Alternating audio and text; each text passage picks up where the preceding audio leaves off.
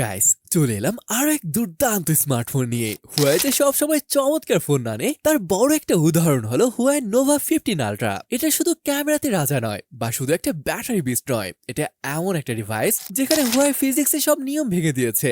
Design, র পাওয়ার, next level battery technology এবং তাদের নিজস্ব হার্ডওয়্যার ইকোসিস্টেম সব নিয়ে এটা কি সত্যি দ্য কমপ্লিট প্যাকেজ, নাকি এর সুন্দর চেহারার আড়ালে কোনো বড় ঘাপলা আছে? আজকের এই ভিডিওতে এটার প্রাইস থেকে শুরু করে ক্যামেরা, পারফরমেন্স, ব্যাটারি, মোট কথায় সবকিছু সম্পর্কে বিস্তারিত জানতে পারবো। তাই আর দেরি না করে আসুন শুরু করি আজকের ভিডিওটি। আর গাইস, প্লিজ সাবস্ক্রাইব করতে ভুলে যাবেন না।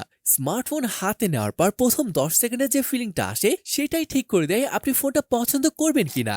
আর হুয়াই নোভা 15 আলট্রা এর ক্ষেত্রে সেই ফিলিংটা হলো পিওর লাক্সারি। ডিজাইনের কথা বলতে গেলে প্রথমেই বলতে হয় হুয়াই এখানে কোনো ফোন বানায়নি, তারা একটা পিস অফ আর্ট তৈরি করেছে। আপনারা জানেন নোভা সিরিজ সবসময় ফ্যাশন এবং স্টাইল ফোকাসড হয়, কিন্তু এবার তারা লিমিট ক্রস করে গেছে। এই যে ভাইব্রেন্ট গ্রিন কালারটা দেখছেন, এর ফিনিশিং এবং টেক্সচারটা এতটাই ইউনিক যে পাবলিক প্লেসে ফোনটা বের করলে মানুষ একবার হলে ঘুরে তাকিয়ে দেখবে, তখন এটাকে সত্যিকারের দুর্দান্ত ফোন বলে মনে হবে। সবচেয়ে অবাক করার বিষয় হলো ইঞ্জিনিয়ারিং। ফোনটির থিকনেস মাত্র 6.8 মিলিমিটার। জাস্ট চিন্তা করুন, আপনার হাতের পেন্সিলের থেকেও এটা স্লিম, কিন্তু স্লিম বলে এটাকে খেলনা ভাববেন না। এর ওজন প্রায় 209 গ্রাম। এর রাউন্ডেড কর্নার ডিজাইন এবং মেটাল ফ্রেমের কারণে গ্রিপিং এতটা কমফোর্টেবল যে মনে হয় ফোনটা আপনার হাতের তালুর সাথে মিশে আছে। ক্যামেরা মডেলের ডিজাইনটা দেখুন না, একদমই ইউনিক মনে হচ্ছে। বড় বড় সার্কেল দ্বারা ডিজাইন করা হয়েছে, অবশ্যই দেখতে খুব ভালো লাগছে। তবে দ্বিতীয় যে গোলাকার ডিজাইনটা দেখছেন, এটা জাস্ট ডিজাইন না, এখানে রয়েছে রেড মেপললেস, অ্যান্টি স্ট্রবোস্কোপি সেন্সর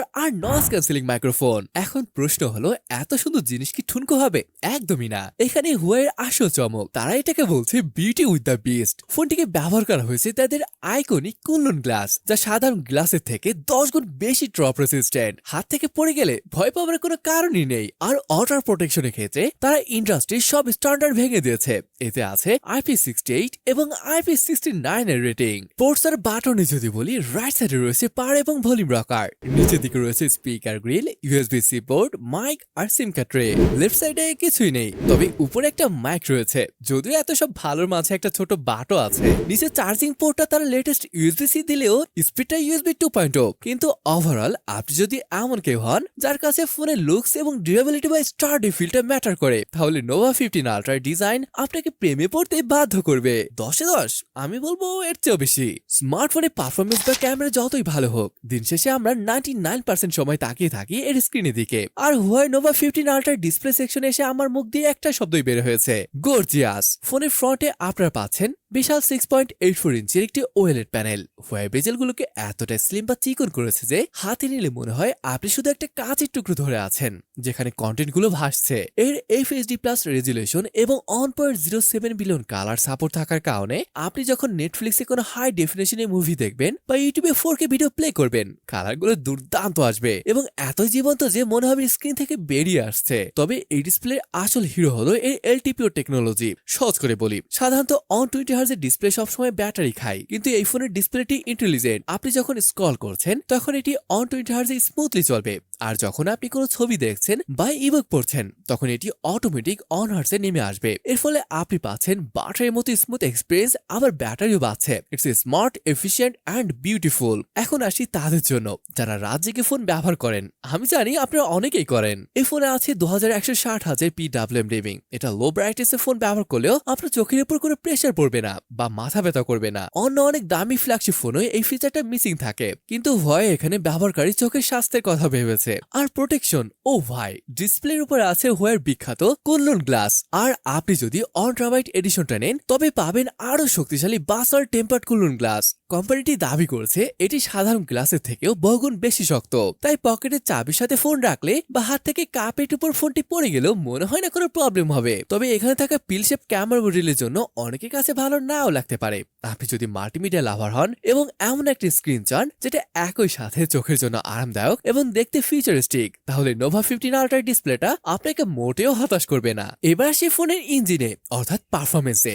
কাগজে কলমে আপনারা দেখছেন এতে আছে কিরিন 9010X প্রসেসর। এখন টেকনিকরা হয়তো বলবেন ভাই এটা তো স্ন্যাপড্রাগন 8 Gen 3 বা অ্যাপল লেটেস্ট বায়োনিক চিপের মতো না, এবং আপনারা হয়তো সত্যি কথা বলতে ভুলো না, কিন্তু এখানে হুয়াওয়ের আসল ম্যাজিক, যেটা বেঞ্চমার্ক দিয়ে মাপা যায় না। অ্যাপল যেমন তাদের হার্ডওয়্যার এবং সফটওয়্যার নিজেরা বানায় বলে অসাধারণ অপটিমাইজেশন দিতে পারে, হুয়াওয়ে ঠিক সেম পথে হাঁটছে। তাদের ইনহাউস চিপ এবং হারমোনিয়াস 6.2 এর কম্বিনেশনটা জাস্ট মাইন্ড ব্লোয়িং। ফোনটা ব্যবহারের সময় আপনি এক মুহূর্তের জন্য ফিল করবেন না যে এতে কোনো কম পাওয়ারফুল চিপসেট আছে। অ্যাপ ওপেনিং স্পিড, মাল্টিটাস্কিং, এক অ্যাপ থেকে আরেক অ্যাপে সুইচ করা সবকিছু হবে বাটার স্মুথ। বিশেষ করে হারমোনিয়াসের নতুন অ্যানিমেশনগুলো এতটা ফ্লুইড যে জাস্ট স্ক্রল করতে বা মেনু ওপেন করতে ভালো লাগে, মনে হয় ফোনটা আপনার আঙুলের ইশারার আগেই কাজ করে ফেলছে। আর স্টোরেজ 1 TB পর্যন্ত অপশন আছে, মানে আপনি পুরো লাইফের ছবি, ভিডিও, গেম স্টোর করলেও জায়গা শেষ হবে না। তবে হ্যাঁ, এখানে একটা ইম্পর্টেন্ট কথা বলি, এতে বিল্ট ইন প্লে স্টোর নেই, এটা একটা ফ্যাক্ট। কিন্তু এখন জিবক্স বা মাইক্রোজি এর মতো টুলের মাধ্যমে ইউটিউব, ম্যাপস, ড্রাইভ সব চালানো যায়। প্রথমে 1-2 দিন হয়তো আপনার একটু অদ্ভুত লাগবে, কিন্তু বিলিভ মি, হারমোনিয়াসের ইকোসিস্টেমে একবার ঢুকে গেলে এই অভাবটা একটু গায়ে লাগবে না।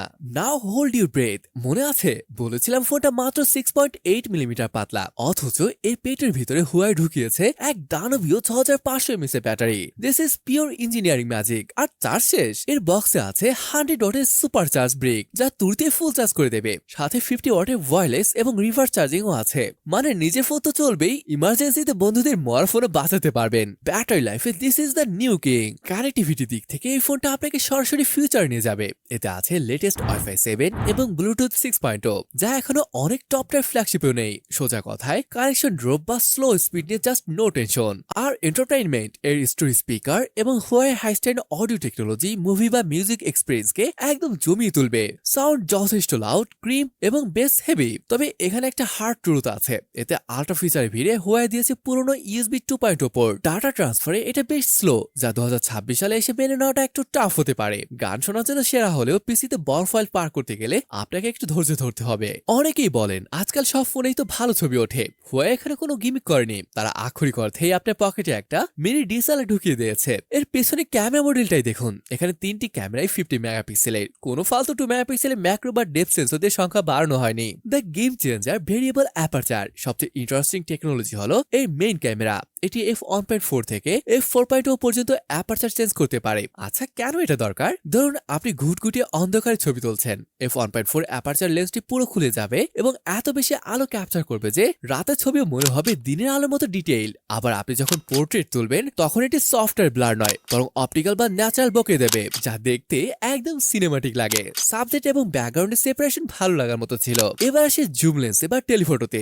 এটি 50 মেগাপিক্সেল একটি periscope lens. 3.7x optical zoom দিয়ে আপনি যখন কোনো পোর্ট্রেট বা দূরের ল্যান্ডস্কেপ তুলবেন ছবি একদমই ফাটবে না বলে চলে। আর কালারের ব্যাপারে হুয়াওয়ের RYYB কালার সায়েন্স এবং মাল্টি স্পেকট্রাল সেন্সর থাকায় ছবির কালারগুলো খুব পাঞ্চি কিন্তু রিয়েলিস্টিক থাকে। বিশেষ করে স্কিন টোন আপনার ফেসের টেক্সচার বা ন্যাচারাল লুক নষ্ট করে প্লাস্টিক বানিয়ে দেবে না।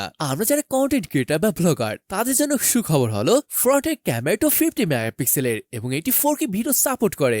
সাথে আছে AIS, হাঁটার সময় ব্লক করে দেখবেন ভিডিও একদম স্টেবল থাকে, কোনো জিটার বা কাপা ভাব নেই। তবে একটা অনেস্ট কথা বলি, ভিডিওর ক্ষেত্রে আইফোন হয়তো এখনো কিছুটা এগিয়ে থাকবে স্মুথনেসের দিক থেকে, কিন্তু স্টিল ফটোগ্রাফিতে নোভা 15 আলট্রা ইজিলি যে কোনো ফ্ল্যাগশিপকে টেক্কা দিতে পারে। আপনি যদি ফটোগ্রাফি নিয়ে সিরিয়াস হন এবং ম্যানুয়াল কন্ট্রোল পছন্দ করেন, তাহলে এই ক্যামেরা ভেরিয়েবল অ্যাপারচার এবং প্রো মোড আপনাকে ফটোগ্রাফি এক নতুন দুনিয়া নিয়ে যাবে। It's not just a camera, it's a creative tool. So final verdict কি?